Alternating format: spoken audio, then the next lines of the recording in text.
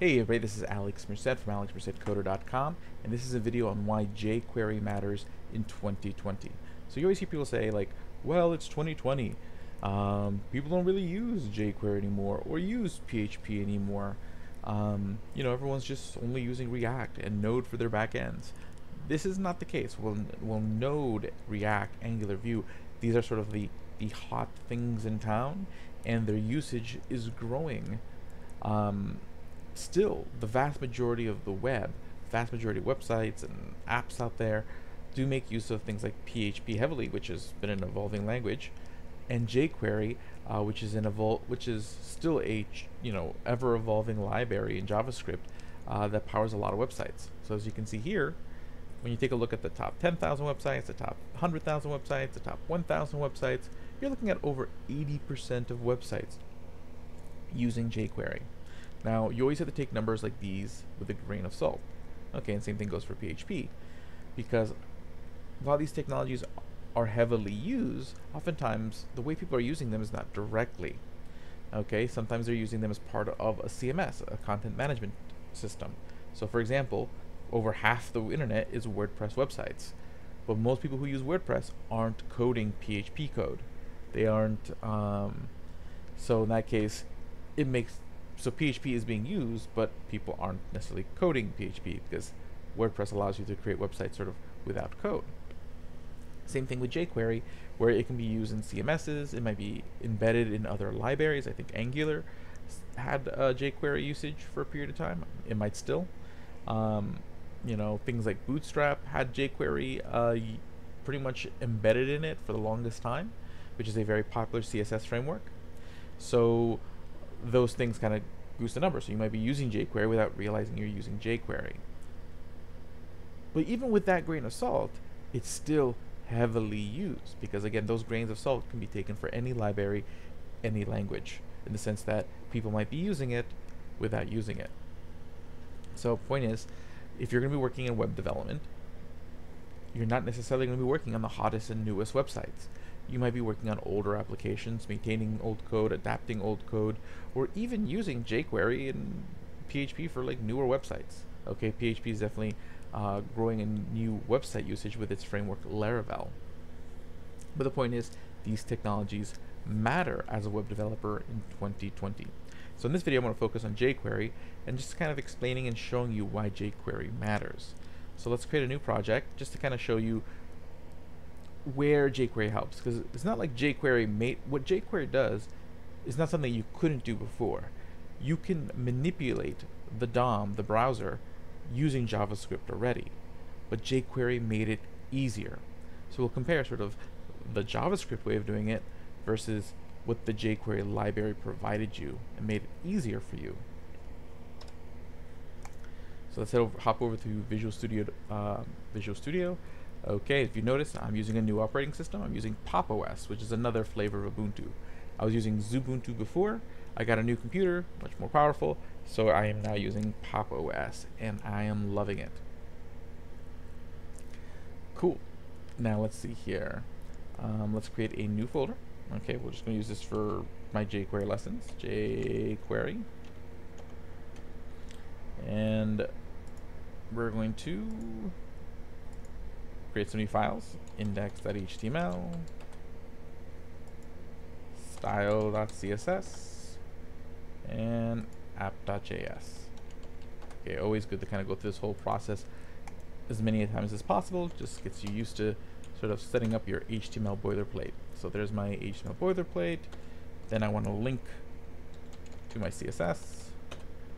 And then I want to use a script tag for my app.js. And again, always add that defer keyword at the end of your script tag, of your opening script tag. So that way your code doesn't load, your JavaScript doesn't load faster than your HTML. And last thing we need to go get jQuery. And again, to do that, you go to code jquery.com. Okay. Again, I always like to grab the uncompressed full version. In real life, if you're really worried about bundle size, which is one of the reasons why people started moving away from jQuery, because uncompressed, it's a much larger library, especially if you're doing the full library with all the bells and whistles.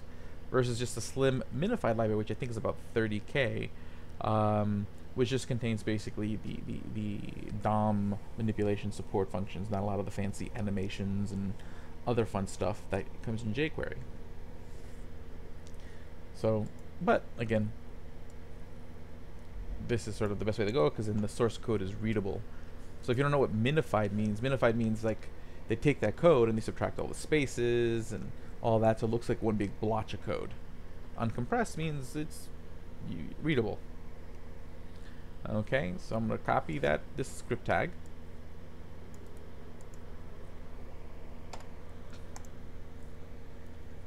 We're going to put that right here, right before. I'll put it right before both my custom tags. Right there. Nice. We will save that. Okay. And I just realized I haven't configured prettier on this machine yet, so things aren't auto formatting. So I'll work on that after this video. Okay.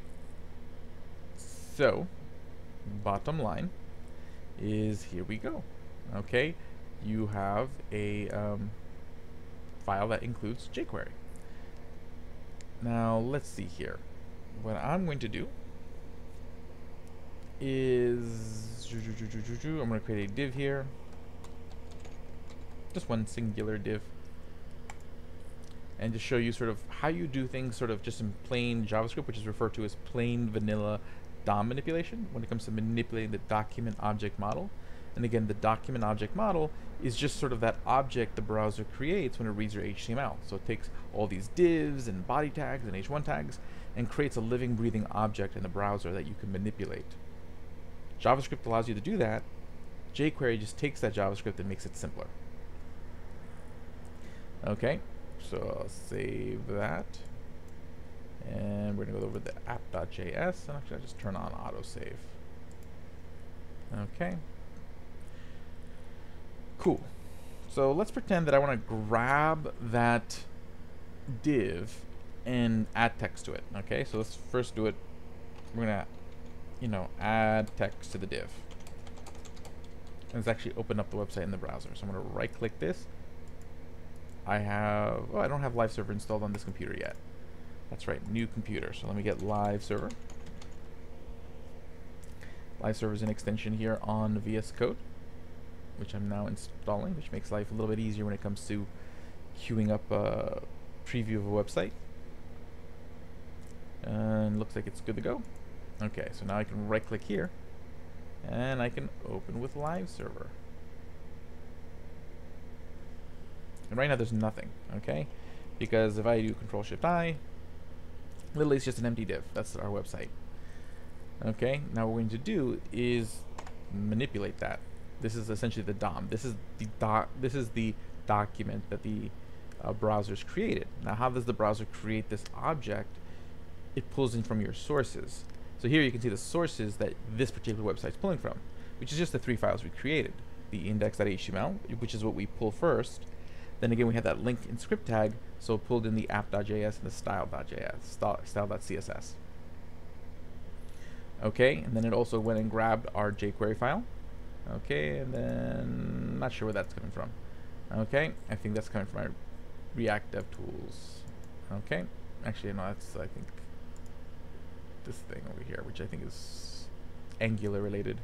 So that probably won't be showing up on your computer unless you have those extensions installed on Chrome.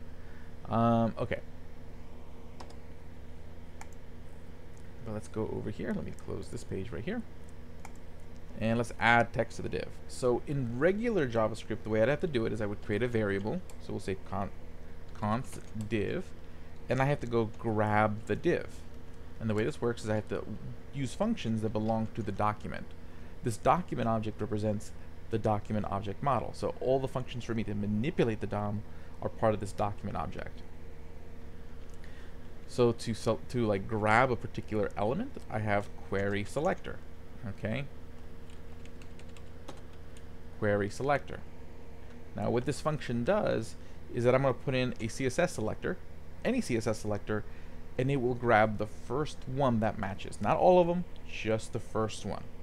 So if I put in div, it's going to grab the first div on the website, which is only one. So it'll just grab the div we know is there. Okay, and now I have this variable called div that contains the div. Now that div has several properties. So every HTML element has several properties we can manipulate. So just to kind of show you, if I were the console.log, the div, okay, so I'll save that. Then we'll head over back to the browser. See, I'm console logging the div. So you don't see all the properties there, but they exist. There's a bunch of properties that you can manipulate there. Okay, but I grab the div. So you can see I literally have the div in that variable. Because this is the console, and there's my log from line 5. Cool. So let's go back to VS Code. So what I can do, one of the properties is called inner HTML. So div.inner HTML. And that's the property that I can then set to whatever string I want. So we'll just say, actually I'm going to change this to inner text because I'm not putting any HTML. I could do HTML, so I'll just show you both. I could do just text, hello world. Cool. And if I were to go back over here and take a look, see, now you see hello world shows up because we're selecting the div and then changing the text inside the div. So if I go back over here, we can see this div has hello world, even though if we go back to our source and look at the HTML has no such thing. Okay, well, we're seeing some code injected by live server, but if we go to, there's our div. See, and the div's empty. Cool. Okay, so the difference between sort of your actual code files versus this living, breathing thing that the browser is generating. Okay, called the DOM, the Document Object Model, which is essentially just a tree of all your HTML. So see here, like here's the parent, the HTML tag. The HTML tag has 2 children, head and body. Head has all these children in it, script, meta, whatever. Body has just the div as a child. So you can kind of see how that works. Hello world. Okay. Now I could also do this. I could say inner HTML. And again, right now I'm not using jQuery. Right now I'm using plain vanilla. I'm just using straight up JavaScript. So inner HTML, and I could do something like this. I could do h1 hello world /h1. Okay, and then when I do that, let's go back to the here and see now it's an h1 hello world because I'm changing the HTML inside the div. So see if I go inside the div now, there's an h1. But had I done that with text, okay, I end up with this. Okay, because inner text really just puts it as straight up text. HTML allows it to be interpreted as HTML. Cool. So now what if I wanted to do the same thing using jQuery? To grab the div, so instead we'll do const and then $div, because the convention in jQuery is to start your variables with $signs. You don't have to, but it just makes it, whenever you're doing a jQuery thing, it allows you to know which variables are jQuery variables versus which ones are not jQuery variables. And everything in jQuery uses this $sign function. Okay, so this $sign function, you put a string in it, and again you just use a CSS selector to select the item you're looking for. The thing is that you don't have to worry about 2 different functions. Okay, in plain vanilla DOM you had query selector, which just shows the first one that it found. Then you also had a function called query selector all, which would get you an array of all the different divs if you wanted. With jQuery, they just build it all into one function. So if there's only one, it'll give you back the one. If there's more than one, then it'll give you back an array. So in this case, you don't have to, it does a lot of the logic for you. You don't have to think about these things. You just say, hey, I want the div. Okay, give me the div. Okay, so there's only one div on the page, so this is going to give me the one div that's on the page and store it in that variable. Now what jQuery does, it turns whatever elements you find into a special jQuery object. So that's why usually you can only use one or the other. So generally, you have to choose, am I going to use like JavaScript, straight up plain vanilla JavaScript to do my DOM manipulation, or am I going to use jQuery? Okay, because generally once you use one or the other, it's kind of hard to mix them both effectively. And everything that plain vanilla can do has been built into jQuery, so you could just use jQuery and not think about it. So if I were to console log that div, just so you can see, let's go back to the console here. You can see here we get not the same like just div as we saw before, but we get the special jQuery object. Okay, and you see and there's essentially an array, and in the array there's only one position in the array, because again, array is a list of things, and there's only one thing, so 0 position, the first thing, and it's just a div. And these are all the properties of that div, all the things that we can change and manipulate. So we can see things like I'm trying to look for some, here we go, like inner text, inner HTML. So these are the same properties you would see on the normally, and you can manipulate in JavaScript in the plain vanilla version. Okay, so there's a lot you can do here. This is very powerful, but it creates into the special jQuery object. So that's why I can't take this variable and then do like .inner HTML. Okay, so if I want to do the same thing, I have to do it slightly different. In jQuery, everything is done through a function. Okay, so basically I would just do div .html as a function, and then put in the HTML I want. So it would be h1 hello world /h1. Okay, and then basically that's going to get put right there. So again, there you see, it worked. We grab the div, and again, all we're doing here is declaring a variable. So I'm saying I'm declaring a constant variable. You guys could also just use let. So I can just say let div, meaning let this variable equal this div that's on the page, and I'm going to change the div's HTML to this. Okay, let, and then if I want to change the text, and then we just use the text function. But you see, like, this is a lot less typing than this. This is less typing than this. And that's one of the benefits of jQuery. It just made it a lot easier to do the same thing. Okay, so let's see here. Create text. So now if I switch pages, see, there's the text. So same thing. Again, you're doing the same thing, it's just in a nicer shell. Now, so that's like editing an element. Another place where jQuery made it a lot easier is creating an element. Okay, so if I wanted to create an element, so let's say I wanted to create a new h1. Okay, so I'm going to say hconst, or we'll say let h1 equal document dot create node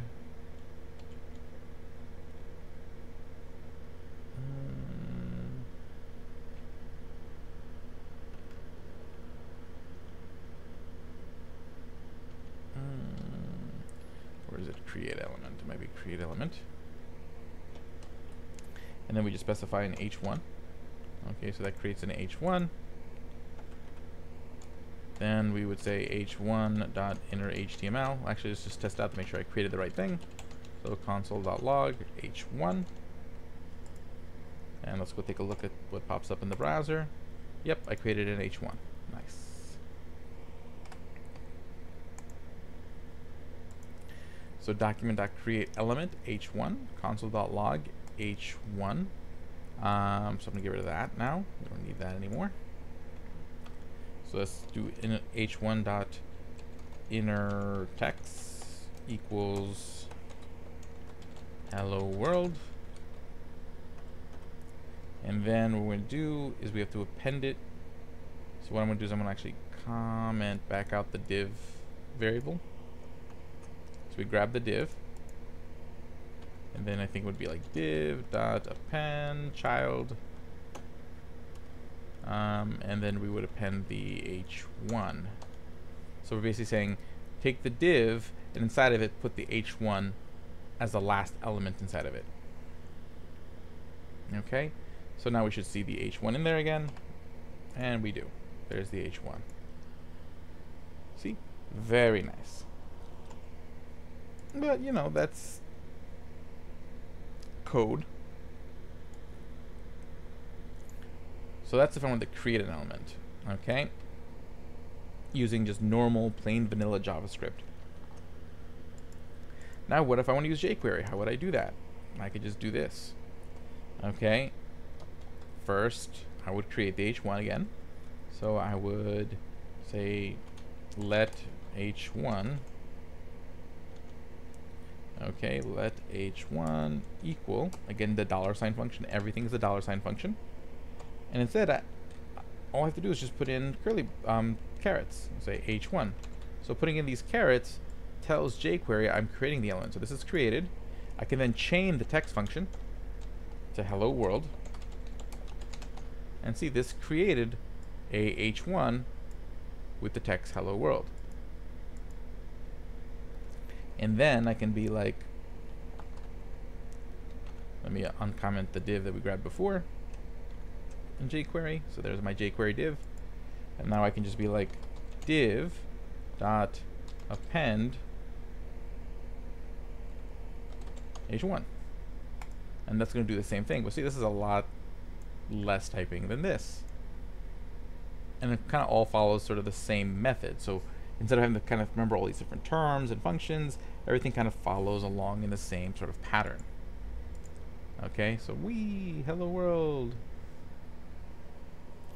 Okay, which is very nice, very nice.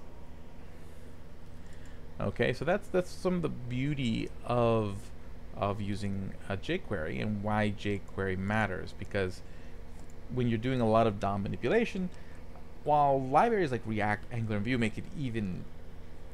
can make really intense UI design much easier for just very basic DOM manipulation. Like if you're not doing anything that's very data intensive and very reactive, React and Angular and Vue can actually make it harder because they're built for. Think about it this way: React, Angular, and Vue are built for when your data changes a lot. Okay, because they're built to sort of cut out a lot of the headaches of your data changing and changing your UI. But it does require you to kind of think in a very different way and think about sort of not only what's going on your web page, but like when it happens, how it happens, where it happens, which can definitely take some time to get used to. They're very powerful libraries, but what if you're just building a website where you're just kind of having some buttons get clicked and you're rendering some new elements pretty quickly? That's React, Angular, Vue is probably overkill. You can easily do the same thing with jQuery with a lot less stress, with a lot less having to worry about sort of, you know, the where, the what, the why, the who. So jQuery still has plenty of applications because there's still plenty of websites that need some interactivity in their UI, but don't necessarily have as much data intensive, you know, real-time updating UIs where, you know, React, Angular, and Vue are really sort of really helpful. So point is, Angular matters in 2020, and it's a good thing to know. And now you've learned a little bit of jQuery, you know a little bit of JavaScript DOM manipulation, understand the DOM a little bit more, and understand why jQuery matters. So hopefully you guys found this video useful. My name is Alex Merced from alexmercedcoder.com. Have a great day and enjoy.